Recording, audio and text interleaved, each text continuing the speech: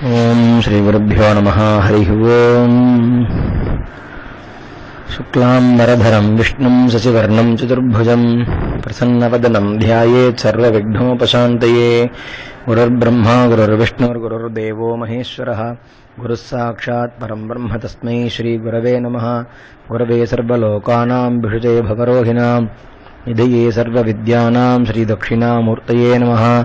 सद्गुरुचरणारविन्दाभ्यां नमः। श्रीराम राम रामेति रमे रामे मनोरमे सहस्रनाम तत्तुल्यं राम नाम वरानने। श्रीरामचंद्र परब्रह्मणे नमः। वाल्मीकि रामायणம் சுந்தரகாண்டம் சர்க்கம் 15. ஹனுமான் சீதையை கண்டது. ஹனுமான் அந்த மரத்தின் மேலிருந்து 4 பக்கங்களிலும் சீதையை தேடிக்கொண்டு பூமியையும் மரச்சோலைகளையும் உற்று பார்த்தார். கல்பகம் முதலிய தேவ விருட்சங்களின் ஜோதியால் திக்குகள் பிரகாசித்தன. குயில்கள் மதுரமாக கூவின. அசோக மரங்கள் புஷ்பங்களாலும் பழங்களாலும் பாலசூரியனைப் போலும் நெருப்பைப் போலும் ஜொலித்தன. சகல ரிதுக்களிலிருந்தும் உண்டாகும் புஷ்பங்களும் அங்கே காணப்பட்டன. விசித்திர ரூபமுள்ள புஷ்பங்கள் ஆபரணங்களைப் போல் காணப்பட்டன. பழங்களாலும் புஷ்பங்களாலும் இலைகளாலும் அடிமுதல் நுனி வரையில் மறைக்கப்பட்டு பாரம் தாங்காமல் பூமியில் புரளும் அசோகம் முதலிய அநேக விருட்சங்களை கண்டார்.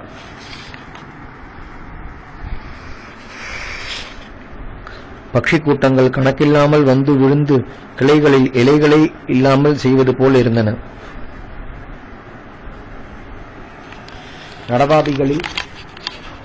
நடவாபிகளில் தங்கமயமான தாமரை முதலிய புஷ்பங்கள் பிரகாசித்தன.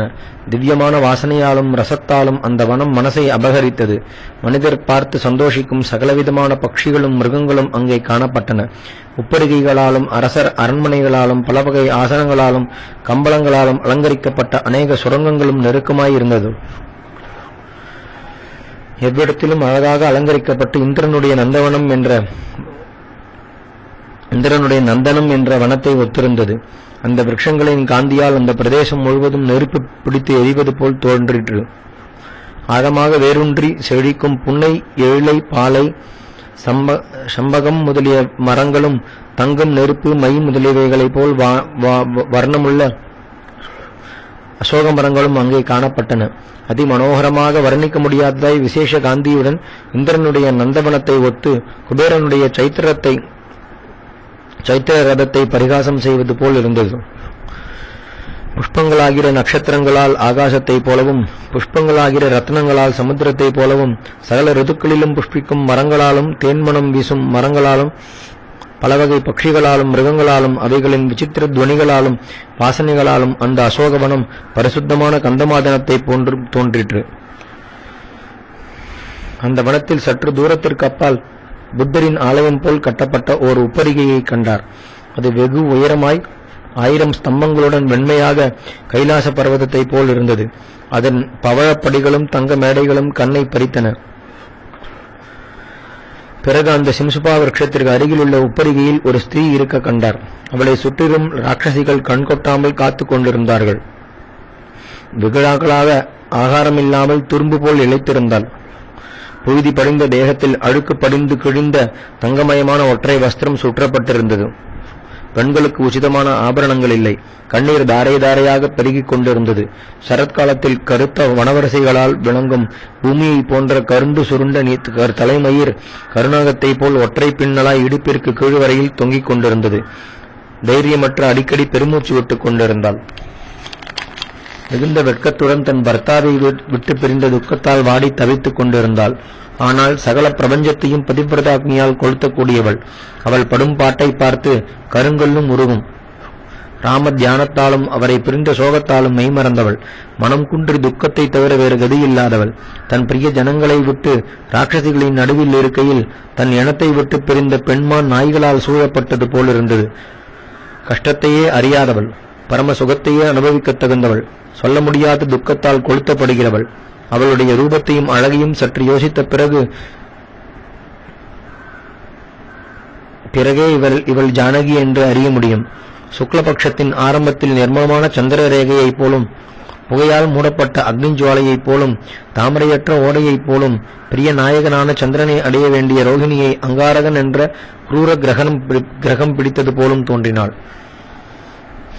அழுக்கடைந்து இழைத்த தேகத்தையும் விசாலமான நேத்திரங்களையும் உடைய அந்த பெண்ணை நன்றாய் கவனிக்கையில் தகுந்த காரணங்களால் இவளே சீதை என்று கருதி மாருதி நிச்சயித்துக் கொண்டார்.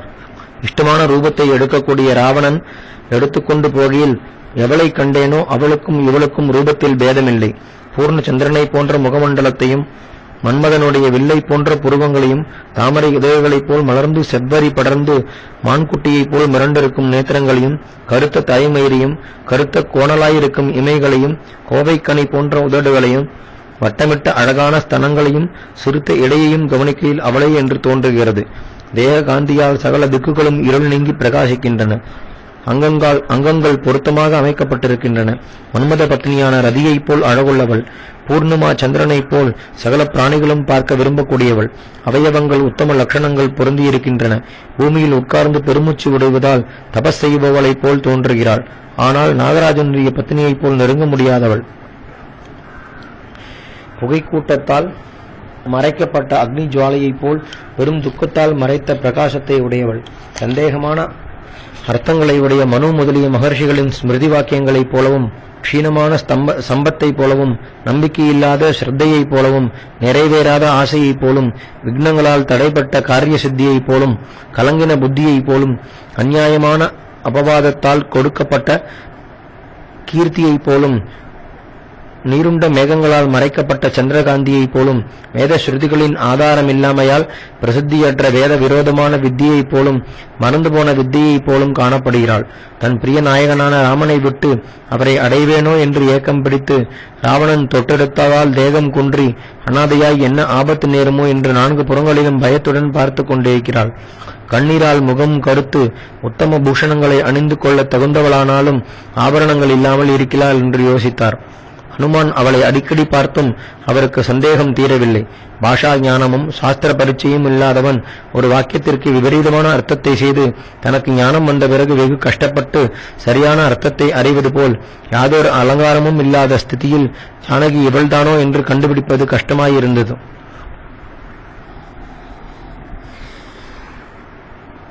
பிறகு விசாலமான நேத்திரங்களையும் சுத்தமான நடத்தையையும் உடைய சீதையை வேறு சில காரணங்களால் அடையாளம் கண்டுபிடித்தார். அவள் இருக்கும் இடத்தை சுற்றிலும் கவனித்து பார்க்கையில் அவள் எந்த ஆபரணங்களை அணிந்திருந்ததாக ராமன் தனக்கு சொல்லியிருந்தாரோ அவையெல்லாம் மரக்கிளைகளில் தொங்கவிடப்பட்டிருந்தன. விசித்திரமாக செய்யப்பட்ட கம்மல், கரணைப்பூ முதலிய காதில் பூணும் நகைகளும் பவழத்தாலும் நவமணிகளாலும் பிரகாசிக்கும் கடகம், சங்கிலி, மோதிரம் போன்ற நகைகளும் பர்த்தாவை பிரிந்த விரகாக்னியில் கருத்திருந்தன. வெகு காலம் அணிந்தபடியால் அவைகளை கழற்றின பிறகு அந்த அடையாளங்கள் இருந்தன. ஆகையால் ராமன் எனக்கு சொன்ன ஆபரணங்கள் இவையே என்று நிச்சயித்தார். ஜானகியின் தேகத்திலிருந்து எந்த ஆபரணங்கள் கழன்று விழுந்தனவோ அவை இங்கே இல்லை. எவை விழவில்லையோ அவை இங்கே இருக்கின்றன. சீதையை அபகரித்துக் கொண்டு போகையில் ரிஷிமுக பர்வதத்தில் பார்க்கப்பட்ட வஸ்திரத்திலும் வர்ணத்திலும் காந்தியிலும் பேதமில்லை. ராகவனுடைய பிரியமான மகிழ்ச்சியும் பதிவிரதையும் சுவர்ண காந்தியை உடையவளுமான இவள் நாசமடைந்தாலும் ராமனுடைய மனசில் எப்போதும் குடியிருக்கிறாள் என்றோ அவளே இவள் என்பதில் சந்தேகமில்லை. எவளை குறித்து ராமன் அநேக காரணங்களால் பரிதவிக்கிறாரோ அவள் இவளே. ஒவ்வொருவனும் தன்னை சேர்ந்த ஸ்திரீகளுக்கு ஆபத்து நேரும்போது அவர்களை ரட்சிப்பதும் சகஜம். நான் அப்படி செய்ய முடியாமல் போயிற்றே என்று இரக்கத்தாலும் அண்டினவர்களை கைவிடுவதில்லை என்பது நமது பிரதிஜை என்றோ. எல்லோரும் தடுக்கும்போது என்னையே ரட்சகனாய் நம்பி வனத்திற்கு வந்த என்னுடன் சகல கஷ்டங்களையும் அனுபவித்தவளை கைவிட்டேனே என்ற உருக்கத்தாலும் புருஷனில் பாதி பாரியே என்ற ஸ்ருதிப்படி அக்னிசாட்சியாய் நம்மை பர்த்தாவாய் அடைந்தவளை இழந்தேனே என்ற சோகத்தாலும் என் அன்பிற்குரிய நாயகியை பிரிந்தும் இன்னும் இந்த பாழும் பிராணன் போகவில்லையே என்ற விரகாக்னியாலும் தபிக்கிறார். இவ்விருவருடைய சரீரமும் கை கால் அவயவங்களும் மேன்மையும் ஒரே விதமாய் இருக்கின்றன. ஆகையால் இந்த பெண்மணி அவருக்கு தகுந்தவளை. இவளுடைய மனசு அவரிடத்திலேயே வேரூன்றி இருக்கிறது. அவருடைய மனசும் இவளிடத்திலேயே நாடி இருக்கிறது. இல்லாவிட்டால் ஒரு முகூர்த்தமாவது உயிரை வைத்துக் கொண்டிருப்பார்களா?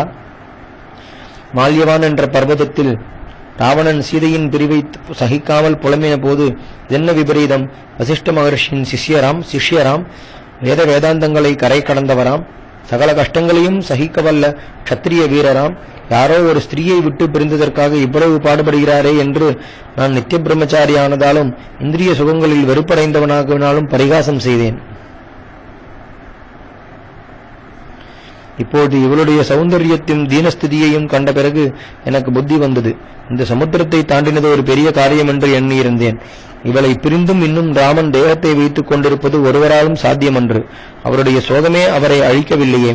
இந்த உத்தம ஸ்திரியை பிரிந்து ஒரு முகூர்த்தமாவது அவர் பிழைத்திருப்பது அசாத்தியமான காரியம். அவருக்கென்ன மகாபிரபு ராஜ்யத்தை ஆளவும் குதிரைகளை பழக்கவும் யுத்தம் செய்யவும் மாத்திரம் திழையுமே ஒழிய உத்தம ஸ்திரீயின் பிரீதியை கொஞ்சமாவது அனுபவித்தவர் அல்ல.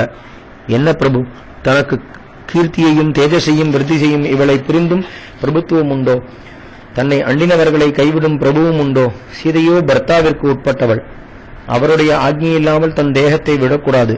ராமனோ சுதந்திரர். இந்த தேகம் தானல்ல, ஒரு காரியத்திற்காக எடுத்துக்கொண்டதல்லவா? போகங்களை அனுபவிப்பதற்காக தேகத்தை வைத்துக் கொள்கிறதோ? துக்கத்தை அனுபவிப்பதற்காக வைத்துக் கொள்ளுகிறதோ? பலவந்தமாய் பிராணனை விடலாமோ என்றால் பிராணனை வாங்க சோகம் ஒன்றே போதாதோ என்று அழுக்கடைந்த வஸ்திரத்துடன் உபவாசத்தால் இழைத்து நாயகனையே தியானித்துக் கொண்டிருக்கும் சீதையை பார்த்து ஹனுமான் சந்தோஷித்தார். தன் புத்தியில் குடிகொண்டிருக்கும் ராமமூர்த்தியை தியானித்து உம்மை அடையும்படி தன் பதிவிரதா தர்மத்தை காப்பாற்றிக் கொண்டிருக்கும் உத்தமியை பத்னியாய் அடைந்த நீரென்றோ பாக்கியசாலி என்று ஸ்தோத்திரம் செய்தார்.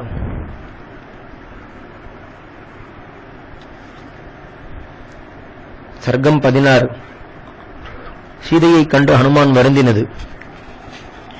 அனந்த கல்யாண குண சம்பூர்ணரான ராமனையும் எல்லோரும் கொண்டாடத் தகுந்த சீதையையும் புகழ்ந்து மாருதி மறுபடியும் கவலையுடன் யோசித்தார். இப்படி கொஞ்ச நேரம் இருந்து கண்ணீர் சொரிய சீதையின் நிலைமையை நினைத்து பிரலாபித்தார். வசிஷ்டர் மூலியம் முதலிய மகர்ஷிகளால் பழக்கப்பட்ட லக்ஷ்மணரும் பூஜிக்கத் தகுந்தவள். ரோககுருவான ரகுநாதனுடைய பாரியை. இவளையே துக்கம் பீடிக்குமானால் காலகதியே பெரிது. அதை மீற முடியாதென்று சொல்ல வேண்டியிருக்கிறது. ராமலக்ஷ்மணர்களுடைய நடத்தை இவளுக்கு நன்றாக தெரியுமாகையால் மழை காலத்தில் கங்கா நதி கலங்காதது போல் மகா கஷ்டங்கள் நேர்ந்த போதும் அதைரியப்படவில்லை. ஒரே வயசும் சுபாவமும் நடத்தையும் வம்சமும் லட்சணங்களும் உடைய இவ்விருவரும் ஒருவருக்கொருவர் தகுந்தவர்களே. இப்படி புதுதாய் உருக்கின தங்கத்தை ஒத்த தேககாந்தியுடன் சகல பிராணிகளுக்கும் ஆனந்தத்தை கொடுத்துக்கொண்டு மகாலட்சுமியை போல் விளங்கும் சீதையை பார்த்து ஆஞ்சநேயர் ராமமூர்த்தியை ஸ்மரித்து பின்வருமாறு சொன்னார். ராமா, இவளுக்காக வல்லவா மகாபலவானான வாலியையும் ராவணனுக்கு சமமான பராக்கிரமம் உள்ள கபந்தனையும் சம்ஹரித்தீர். தேவேந்திரன் சம்பராசுரனை கொன்றது போல் பயங்கரமான பராக்கிரமம் உள்ள விராதனை அழித்தீர். நெருப்பு கொழுந்துகள் போன்ற பானங்களால் 14,000 கொடிய ராட்சசர்களை ஜனஸ்தானத்தில் விளையாட்டாக நாசம் செய்தீர். கரணையும் தூஷணையும் திரிசிரசையும் யுத்த களத்தில் மடித்தீர். வாலியால் அனுபவிக்கப்பட்ட வானர ராஜ்யமும் ஐஸ்வர்யமும் சாமான்யமா? பிறருக்கு கிடைக்குமா? சகல ஜனங்களும் கொண்டாடக்கூடியதென்றோ?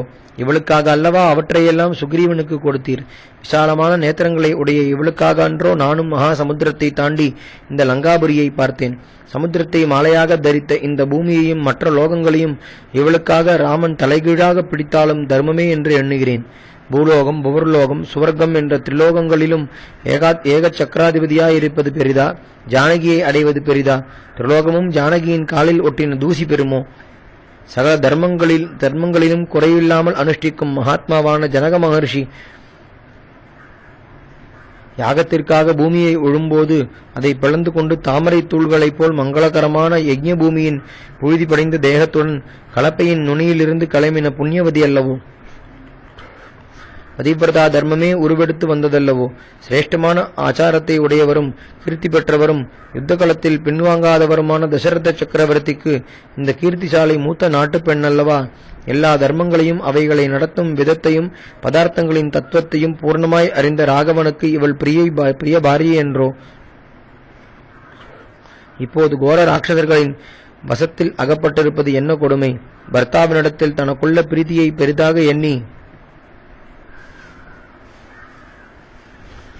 சகல ராஜபோகங்களையும் விட்டு வனவாச துக்கங்களை கொஞ்சமாவது நினைக்காமல் மனுஷ்ய சஞ்சாரமற்ற கோரமான வனத்திற்கு வந்தாள் அல்லவா? பழங்களையும் கிழங்குகளையும் சந்தோஷமாக புஜித்துக் கொண்டு பர்த்தாவின் சுசுரூஷையிலேயே பிரீத்தி வைத்து அயோத்தியில் தன் அந்தப்புரத்தில் இருக்கும்போது அடைந்த ஆனந்தத்தை விட அதிகமாக அடைந்தவள் அல்லவா? யாதொரு கஷ்டத்தையும் அனுபவிக்கத்தகாதவள், உத்தமமான ஸ்வர்ணத்தை போன்ற தேககாந்தியுடையவள். எப்போதும் புன்சிரிப்பும் நல்ல வார்த்தையும் உடையவள். இந்த கொடுமையும் பொறுமையும் சகித்துக் கொண்டிருக்கிறாள். ராவணனால் பலாத்காரம் செய்யப்பட்டும் சிரேஷ்டமான ஆச்சாரத்தை கைவிடாமல் இருக்கும் இந்த உத்தமையை தாகத்தால் தபிப்பவன் தண்ணீர் பந்தலை கண்டு கழிப்பது போல் ஸ்ரீராமன் அவசியம் பார்க்க வேண்டியது. ராஜ்யலட்சுமியை இழந்த அரசனுக்கு பூமண்டலாதிகாரம் கிடைத்தது போல் ராமன் இவளை மறுபடியும் அடைந்தால் பரம சந்தோஷத்தை அடைவார். தனக்கு சகஜமான சகல போக போகியங்களை இழந்தும் தன் இஷ்டமித்திர பந்துஜனங்களை விட்டு பிரிந்தும் எப்படியும் ராமன் இங்கே வருவார். அவரை அடைவேன் என்ற ஆசையால் இன்னும் உயிரை வைத்துக் கொண்டிருக்கிறாள். ராகவனிடத்தில் சகல பிரஜையையும் நாட்டி அவரையே தியானித்துக் கொண்டு இந்த ராட்சசிகளும் இந்த வனங்களும் மரங்களும் இருப்பதாய் இவளுக்கு ஞாபகமே இல்லை. ஸ்திரீகளுக்கு சகல ஆபரணங்களை காட்டிலும் பர்த்தாவே சிரேஷ்டமான ஆபரணம். அதை தரிக்கத் தகுந்த இவள் ராமனை பிரிந்ததால் காந்தியற்றிருக்கிறாள். ஜெகத் பிரபுவான ராமன் இவளை பிரிந்து இன்னும் தேகத்தை வைத்துக் கொண்டிருக்கிறாரே, துக்கத்தால் நசிக்கவில்லையே, இது யாருக்கு சாத்தியம்? ஸ்திரீகளுக்கு தலைமயிரின் நுனி கருத்திருப்பது அபூர்வம். அந்த உத்தம லட்சணம் பொருந்தின இவள் சுருண்ட தலைமயிரை உடைய ராமனையும் அழைக்கிறாள். இவளுடைய நேத்திரங்கள் மலர்ந்த செந்தாமரையை பழிக்கின்றன. ராமனுடைய மடியில் விளையாடத் தகுந்தவள் ராட்சசிகளுக்கு நடுவில் அகப்பட்டுக் கொண்டிருக்கிறாள். இதை கண்டு கேவலம் குரங்கான எனக்கும் மனசு கலங்குகிறது. பரம தயாளுவான ராமச்சந்திரமூர்த்திக்கு எப்படி இருக்கும்? சுகதுக்கங்களை துறந்த எனக்கே இப்படி இருந்தால் காமசுகங்களை அனுபவிக்கத் தகுந்த ராமனுக்கு எப்படி இருக்கும்? இவ்வளவு அபராதம் செய்த ராவணனை பதிவிரதாக்னியால் சாம்பலாக்காமல் இருக்கும் இவளுடைய பொறுமையை பூமி தேவிக்கும் வருமோ? ராமலட்சுமணர்களால் காப்பாற்றப்பட்டிருக்கையில் இவளுடைய நேத்திரங்கள் எவ்வளவு அழகாக இருக்குமோ? அந்த பாக்கியசாலி கோரமான நேத்திரங்களை உடைய ராட்சசிகளால் ரட்சிக்கப்படுகிறாள். இவள் மரத்தடியில் உட்கார்ந்திருப்பதும் விதியோ? வெகு காலமாக அழகாக விளங்கின தாமரை ஓடை பனிக்காலத்தில் புஷ்பங்கள் கருகி பார்க்க விகாரமாய் இருப்பது போல் 12 வருஷ காலம் ராமனுடன் ஏகாந்தமாக சகல சுகங்களையும் அனுபவித்து திடீரென்று இந்த கஷ்டம் நேர்ந்ததால் காந்தியற்று இருக்கிறாள். கஷ்ட சுகங்கள் மாறி மாறி வந்தால் ஒருவிதமாய் பொறுக்க முடியும். இவளுக்கு கஷ்டத்தை தவிர வேறு அனுபவமே கிடையாது. சக்கரவாக பட்சிகள் பகலில் பிரிந்திருந்தும் ராத்திரி வந்தவுடன் சேருவோம் என்ற நிச்சயத்தால் துக்கத்தை பொறுத்து கொண்டிருக்கின்றன.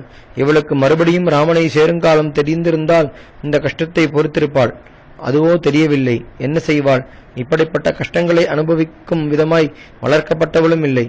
ஜனக மகாராஜனால் வெகு செல்லமாக வளர்க்கப்பட்டவள்.